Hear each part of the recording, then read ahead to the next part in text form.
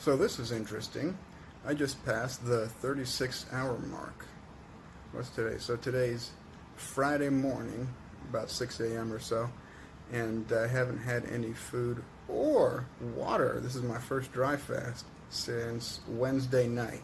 I finished at 6 p.m. my dinner and my glass of water. And since then, I've done a 36-hour dry fast all day through yesterday and waking up this morning here and actually not feeling that bad. It's interesting because all of my previous fasts have been water fasts in which I was drinking water.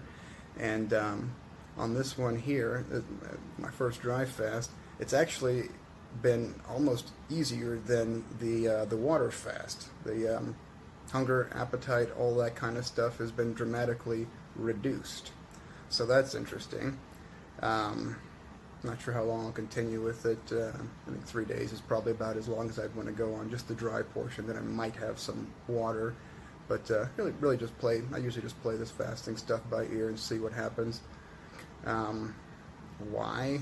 For those of you who don't actually know much about fasting, because the information is kind of not being shared a lot. I mean, it's kind of trendy on YouTube, I guess, if you follow this kind of stuff. But you know, it's interesting because people are always telling me, oh, okay, be careful, you know, as if, you know, what I'm doing is dangerous. I kind of think what everyone else is doing is dangerous. I kind of think that most of you guys are probably going to die from heart disease or cancer or diabetes or some, you know, brain disease, which is really just another form of cardiovascular disease, atherosclerosis of the brain or atherosclerosis of the heart, or anywhere else in the body is going to, you know, cause some sort of problem or some disease with a fancy name. I think all of these diseases are preventable diseases of overconsumption and lifestyle. I'm not saying every single case can be cured without exception, but what I am saying is that most of the people who suffer from these diseases can prevent them just by changing the way that they eat and the way that they live. It's not only the food that you're putting into your body, but it's also the lifestyle that you're living and all of the chemical cocktails that you're producing in your blood every day, the hormones produced from stress, like cortisol, for example, all of your anxiety and depression hormones or lack of hormones that you're experiencing because you're overworked, overstimulated, doing too much. It's not a good lifestyle. Your body wasn't designed for it. It breaks down when you keep your foot on the gas pedal like that. I don't think it's healthy. I think it's a good idea to stop all of that for a period of time. To me, it seems like the body is supposed to be going through a period of seasonal fasting at least once a year. I think that's the whole reason that the body stores fat in the first place. I'm not sure what you guys think, but I kind of think that the body stores fat because seasonally, and at least if you look back through our lineage and all of our evolution and all the creatures that we were before we were us, all of these creatures had to deal with seasonality, weather, and food supply. And so I think the idea in this game here was to store food for when there was a period of time where there was no food, and then you can go ahead and burn off that food that you stored. You're probably carrying around 30 pounds worth of food right now, at least. You don't need that much food with you all the time, at least not in this modern day and age. But you know, the more you accumulate without fasting and cleansing and getting rid of that fat and all the other stuff that builds up in you, the more you accumulate and store, the more problems there are associated with that. You just don't need to be carrying around 50, 60, 70 pounds worth of additional fat on your body. It's not serving you, it's hurting you, it's hindering you, it's slowing down your bodily processes and all the natural cleansing mechanisms that your body would want to go through. All that stuff gets slowed down when you're constantly have stuff going in. The body works very much like a one-way mechanism, for example, with just insulin and fat storage. You cannot burn fat when insulin is present. So if you wake up and you eat first thing in the morning and then you eat last thing at night and all of the time in between is filled with meals and snacks, you always have insulin present in your waking hours, and that could be for 12, 16 hours or more a day. You can't burn fat at all in those periods of time, but the body needs that balance. It needs time to burn fat, get rid of fat, and get rid of all the waste products and all the byproducts of metabolism that you've been accumulating from all the food that you're eating. So it needs that on a smaller cyclical basis, on a daily basis, and it also needs it on a much larger, I'd say, yearly basis would be a simple way of thinking of it. We're supposed to feast and we're supposed to fast. That seems to be the way the body's designed to me. And so I think it's actually dangerous to not fast. If you keep feasting every day, all day, and you don't actually fast and give your body a chance to clean out all that it has accumulated, I think that's pretty dangerous. I think fasting is the same thing to do. And I think dry fasting helps accelerate all of the processes that are happening in the fasting. And if you look at any other animal in nature, I don't know if it's all of them or just most of them, but when these animals get sick or they have some kind of problem that they're suffering from, ailment or injury, for example, what do? Do they go, oh yeah, we should have some chicken broth and some bread and maybe just whatever your creature comfort food is, you should eat some of that to feel better. Have a donut if you can eat, because if that's the only thing you feel like eating, because you gotta eat something. You gotta eat something. This doesn't happen in nature. These animals don't want to eat intuitively. And I see people trying to feed their pets when they're sick, like, oh, eat, you have to eat. No, he doesn't have to eat. The natural healing process actually works best when you're not eating and you don't have food to deal with. Your body has already processed and digested and made this food readily available to you in the form of your fat stores. You already have 20, 30, 40, 50 pounds of food on you. You don't need to eat more food in order to get your strength up or heal a disease. Your body is already prepared and laid out all the groundwork for that to be taking care of itself. So the best way to heal yourself from a disease, whether it be something simple like a cold or whatever you're dealing with, something seasonal, or a much larger disease that's been bugging you for a while, is to stop stuffing stuff in and give your body a chance to flow things outward. Give the each individual cell, even in the body, a chance to recognize that, oh, okay, there's not a whole lot going on in the bloodstream right now. There's not a whole lot of waste product, floating around because, this person keeps consuming waste products all day long and shit that they shouldn't be eating. So now would be a good time to dump and get rid of our waste products and our byproducts that we're, producing just from metabolizing shit. Let's go ahead and dump that into the blood, get rid of all that right now. Let's get lean and mean and clean this shit up. All that stuff happens naturally when you skip eating. But anyways, that's the sort of the why of what I'm doing. I've had, my biggest problem right now is I'm still dealing with joint pain. And it's interesting because I've gone to the, a Western medicine practice, and even with my fucking health insurance had to pay hundreds of dollars for fucking goofy tests, and they still can't figure out what the fuck's going on. They want to spend even more money conducting more tests. I'll just save you guys the time and the energy, and I'll save myself the money. I know what's going on. There's a problem with inflammation happening in my system for some reason. Not entirely sure what it is, but I'd be willing to bet it's related to some kind of food that I'm eating or something that I'm doing in my lifestyle, something about the way that I'm living, something about the way that I'm exposing myself to in the environment, something about what I'm putting my mind through. Perhaps I'm producing some sort of stress or anxiety hormones that don't belong. All of this produces inflammation in the system. But I'm betting and leaning towards food, which is why I keep doing this fasting kind of stuff, and I'm betting that more than likely this is going to be what, I don't know, I think slows down, or it possibly even reduces all this sort of joint pain and these inflammatory problems I'm having in my system. So that's why I'm kind of, doing this. I think it's a problem of inflammation. I think just about every disease is a problem of inflammation. Heart disease, atherosclerosis, of all the veins, blood vessels in the body. Those are inflammatory problems. What's causing the inflammation? It's probably food, diet, and lifestyle. That's probably what's causing the inflammation. So if you have this any sort of trouble or disease in your body and you're looking to cure it, the sensible place to look is at what you're putting into your body. That's probably what's inflaming it. The body on its own is not going to be inflaming itself and dealing with this kind of stuff.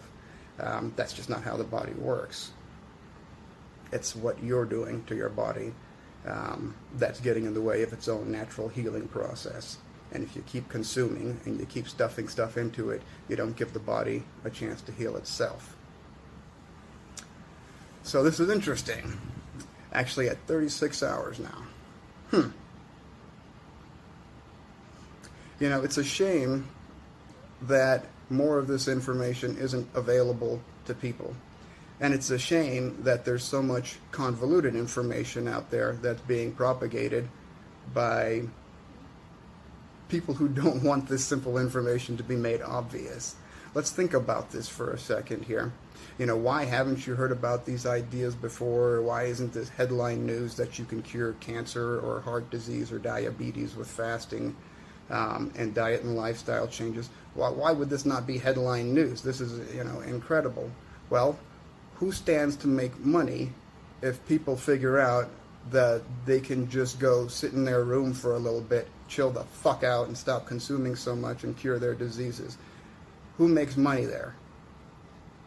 It's free, by the way. It doesn't cost you any money to go sit around and do nothing and not eat anything or consume anything. It's free. It doesn't cost anything. So who's going to make money there? Really? Money makes the world go around.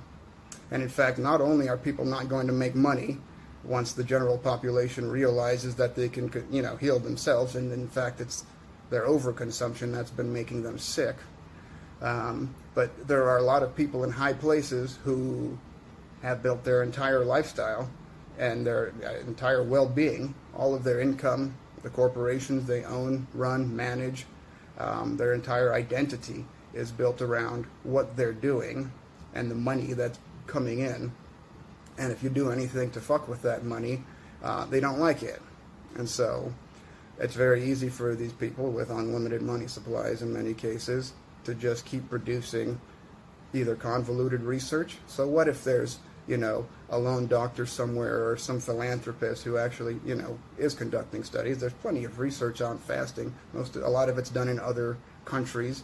There's you know, a number of fasting centers in the United States here, and there's plenty of medical doctors talking about this and saying, yeah, this is the oldest medicine. It does, in fact, cure these diseases. I've seen it myself. I run a fucking fasting clinic. I've seen hundreds of people come through here and cure their diseases.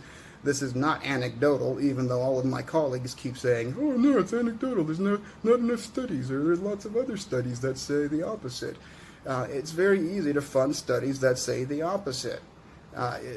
Believe it or not, medical doctors are just like any other cross-section of people in this society. There's plenty of good ones. In fact, most of them are just good people with good intentions, but it only takes a few bad ones to produce a sea of misinformation.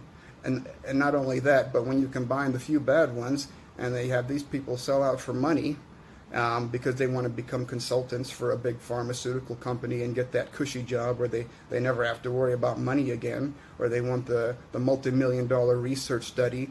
All of these research studies are funded by corporations with agendas. Quite often they're pharmaceutical companies or food or supplement companies. It's always the people who have an agenda and something that they're trying to prove in order to get themselves to make more money, to sell more merchandise, more product, or whatever it is they're trying to do. These are the people who are funding the studies. And of course, when they fund these studies, all of the people involved are signing non-disclosure agreements, confidentiality agreements, so it's very easy to do a study and say, ooh, that's not going to help. The results of this study are not going to help us sell more merchandise. Maybe we don't make this one public and share it. And then they just go to another doctor, change the parameters of the study a little bit, maybe pull people from a different part of the country or part of society, people with different beliefs and expectations about what's going to happen. See, how do you get this, product or drug or whatever to outperform a placebo? There are very simple ways to manipulate parameters of experiments to get, drugs and things to pass placebos. And the margins that they're operating with are just not nearly as big as they would lead you to believe that they are.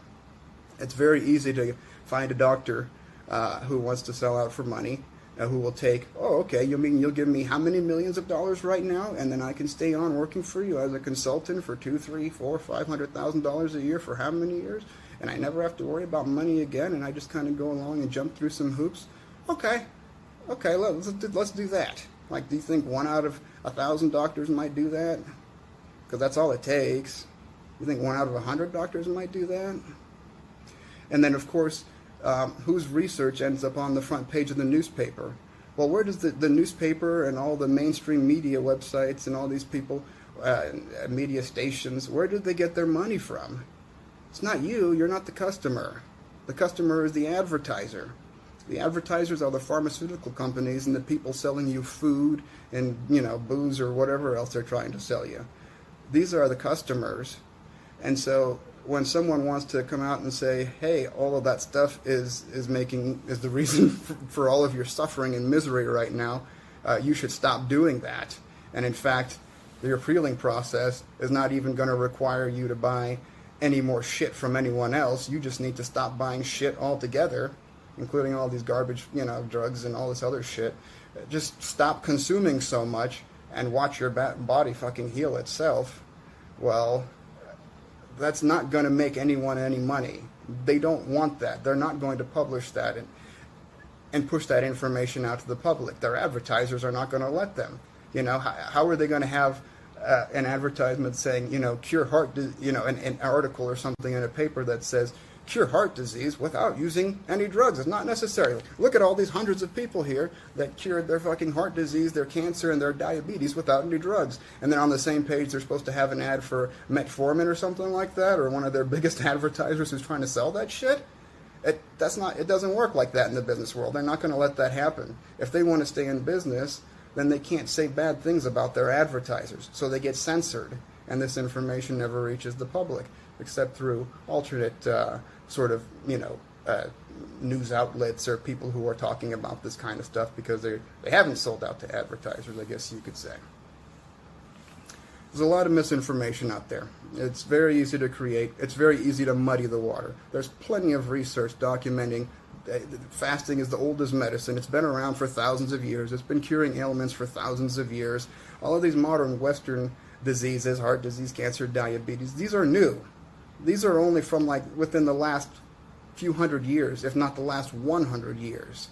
These are products of a Western diet. This is what processed food, overconsumption, drugs, pharmaceuticals, this is what all this stuff does.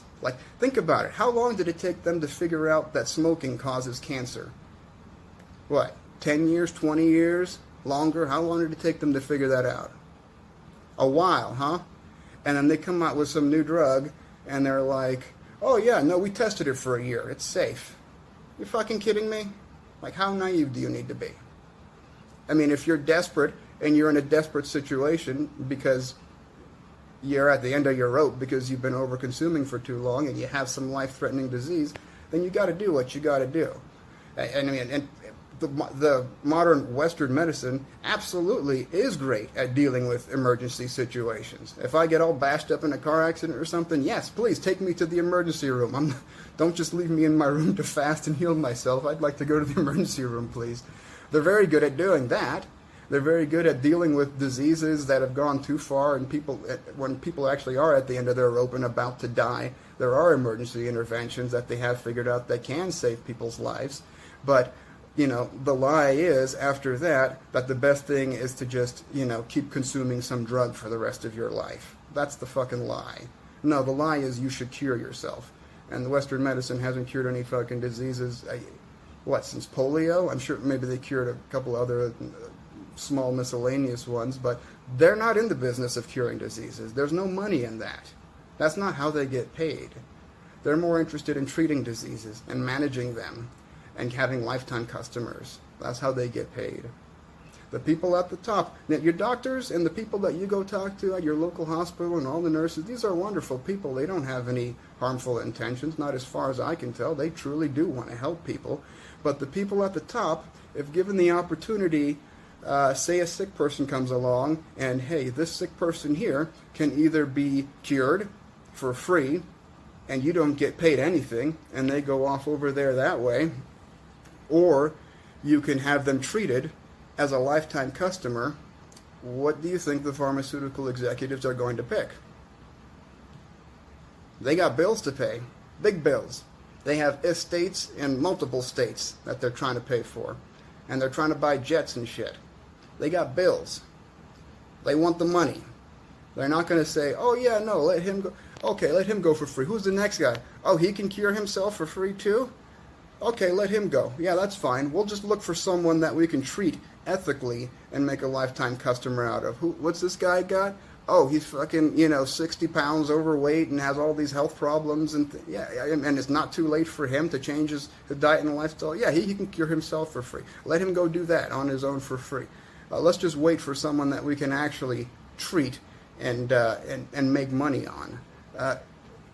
The fact of the matter is that you can't get into those positions of power with that much money and that many people relying on you. Once you're in there and you're a part of that system, you have to keep the system going. You have to keep the money coming in. And in fact, you have a legal obligation to your shareholders to keep trying to be profitable and increase your profits. That's how corporations work. You can't all of a sudden just, become philanthropic and just, start disseminating information about how people can cure themselves for free and all this and that. And then all of a sudden, you got to lay off half of your employees and you can't even afford to pay your own bills because, the cure that you've been selling for millions of dollars is, essentially useless now that people know how to cure themselves for free. All of our problems are Western problems. They're modern day problems. You look at indigenous people in other countries, they don't have the same cancer, heart disease problems that we do. It's like an oddball, bizarro thing. Like, what do you mean someone got cancer? How the hell do you get cancer? If you're out here, living a manageable lifestyle with, with your hormones in balance, you're not all stressed, overworked, anxious, and depressed, secreting cortisol all day long. You're not eating fake, artificial garbage food out of a factory. You're actually eating whole foods that come out of the ground, or eating animals that have actually been eating other whole foods that come out of the ground. If you're eating a factory farmed animal that's eating processed, genetically modified corn and liquefied fat and a half pound of antibiotics every day, that's not a healthy animal. That meat, that tissue, is highly inflammatory and fucks up your system. But if you eat that same animal and that animal has been out grazing on grass as nature intended, and that's what his body is designed to do, that's why he's got so many fucking stomachs. It's because he's designed to eat and break down grass and take energy from the sun to produce this wonderful, meat that we can eat that's actually high in omega-3s and has a proper, fatty acid balance compared to the corn-fed cow that's fucking a diseased animal laying around in a goddamn feedlot all day in his own filth. Well, he's not diseased because he's eating a half-pound antibiotics, so that balances out, I guess. But anyways, what was I saying about indigenous people? These people don't have the same problems that we do. All of our problems and diseases, or the majority of them, I should say, not all of them, of course, but they're problems of overconsumption and lifestyle. And I think that the best way to deal with those problems is to just chill the fuck out, to stop consuming so much, and to take, as nature intended, a break from consuming. That's the reason your body stores all that fat in the first place, is for when you reach a period of time in the year, a seasonality, where food isn't as available as it used to be. That's why your body stored the fat in the first place, for winter.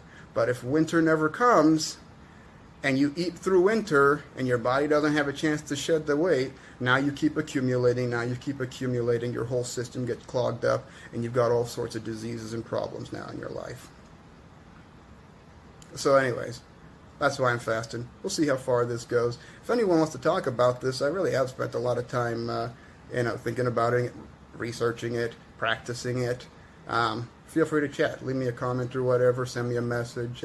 Let's talk about it. I'll maybe report back in a little bit and let you guys know how my fast is going. I'm not sure how long I'm going to keep it going for, but at least 2 or 3 days here. We'll see how far I make it. Hope you have a good one.